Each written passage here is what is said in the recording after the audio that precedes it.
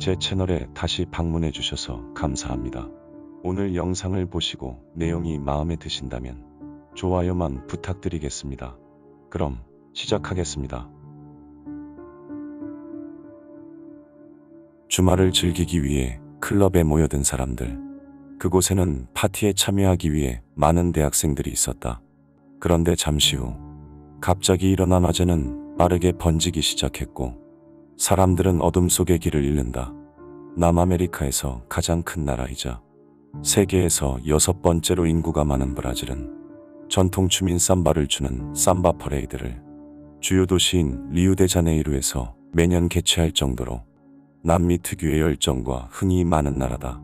그러다 보니 브라질 사람들은 남녀노소 할 것 없이 일상생활에 춤과 흥이 녹아 있는데 특히 젊은 층들은 단체로 클럽에 모여 주말 파티를 즐기는 것이 일상이었고 우리나라의 홍대와 비슷하게 이곳의 클럽에서도 여러 밴드들의 공연이 자주 열려왔다. 그러던 2013년 1월 브라질의 최남단에 위치한 리우그란지 두술의 도시 산타마리아에서 역사에 기록될 최악의 사건이 발생한다. 방학의 마지막 주말을 맞은 대학생들은 개강을 앞두고 파티를 즐기기 위해 주말밤 번화가로 나와 유흥을 즐기고 있었고 산타마리아에서 대학을 다니던 6개 학교의 학생들 또한 연합 파티를 위해 예정된 장소로 모여들었다.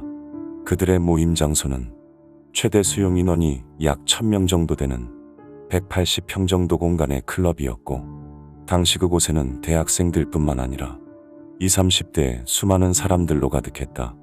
1월 26일 토요일 밤 11시 이 시점의 클럽 내에는 이미 많은 사람들이 입장한 상태였지만 아직까지는 가득 차지 않은 상황이었고 각자 일행들과 함께 춤을 추거나 얘기를 나누며 시간을 보내고 있었는데 잠시 후 피멘타와 구리자다라 불리는 두 밴드의 공연이 시작되었고 사람들은 무대 앞으로 몰려와 춤을 추기 시작한다.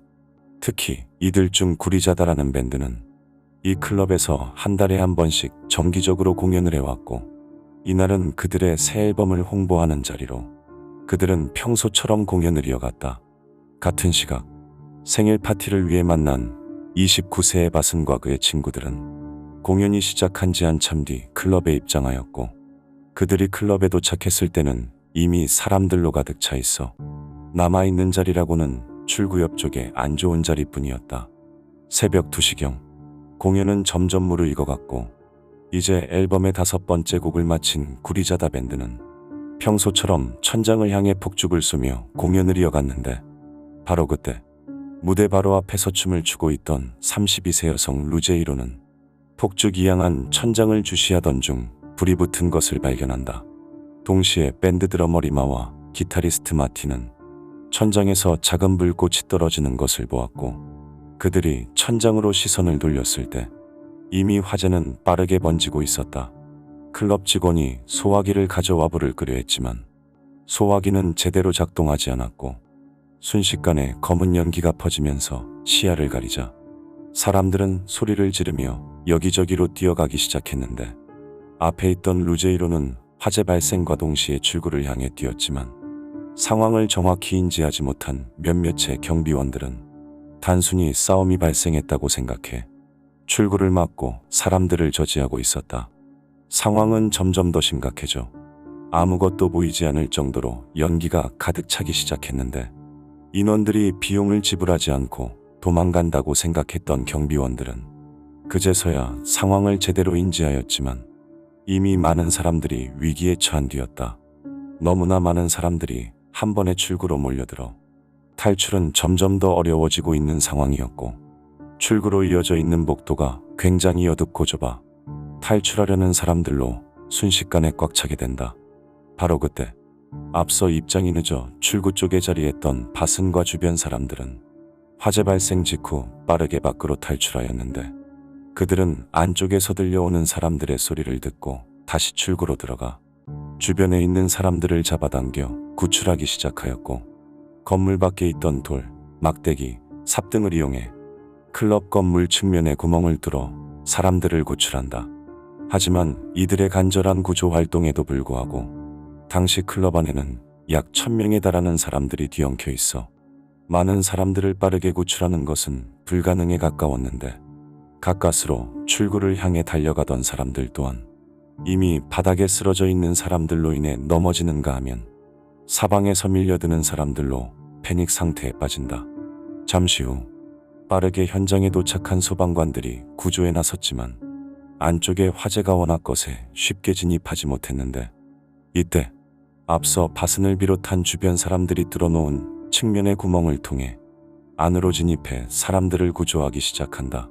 하지만 소방관들이 화재를 진압하며 안으로 들어갔을 때는 이미 움직임이 없는 사람들이 대부분이었고 그곳에는 오로지 휴대폰 벨소리만 울리고 있었다.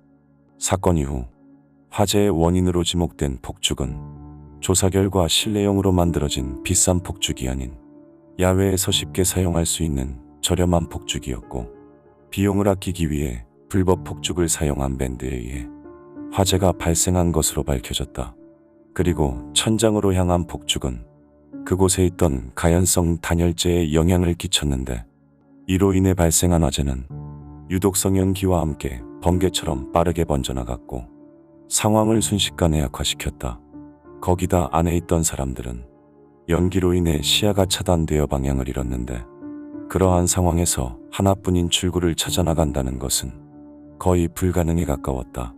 또한 클럽 내부에 스프링클러가 없는 것은 물론이고 화재 안전 장비는 정상 작동을 하지 않는 것으로 확인되었는데 특히 화장실 안쪽과 그 주변에는 많은 사람들이 화장실 창문을 통해 탈출하려 한 듯 100명이 넘는 사람들이 몰려 있었고 그 모습은 마치 공포 영화의 한 장면과 같았다고 한다.